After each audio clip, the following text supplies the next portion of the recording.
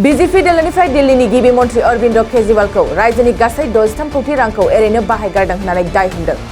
लोगोसे रायजोनिसिम निमाहा बिना 63 कौटि रां हरफिननांगौनि गोख्रों अजद होदों।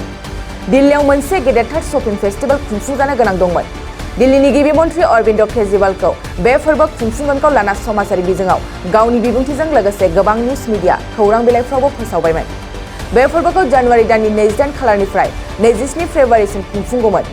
नाथाय मानिबा जाहोनाव बे फोरबोआ खुंफुंजायाखैसै। गोबांथार निउज मिडिया समाजारि बिजोङाव फोसावथाय होदोंब्लाबो खुंफुंजानो गोनां बे फोरबोआ खुंफुंजायाखै। आरो बेखौ लानानैनो दिल्लीनि बीजेपीनि स्पकेसपार्सन हरीश खुरानाया एएपि दोलोखौ जावदों। एएपि दोलोनि गाहाय थामहिनबा दिल्लीनि गिबि मन्थ्रि अरविंद केजरीवालखौ दाय हमदों। हरीश खुरानाया बुंदों, एएपि सरकारनि जेबो साखाफारा गैयालासेनो फोरबो खुंनो लाना फोसावथाय होनाया रायजोनि गोबां रां खहा जादों।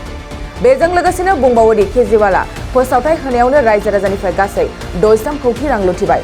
बेनि थाखाय केजरीवालखौ रायजो राजाफोरनाव निमाहा बिनांगौ आरो 63 कौटि रांखौ प्लास्टिक फानाव हरफिननांगौ।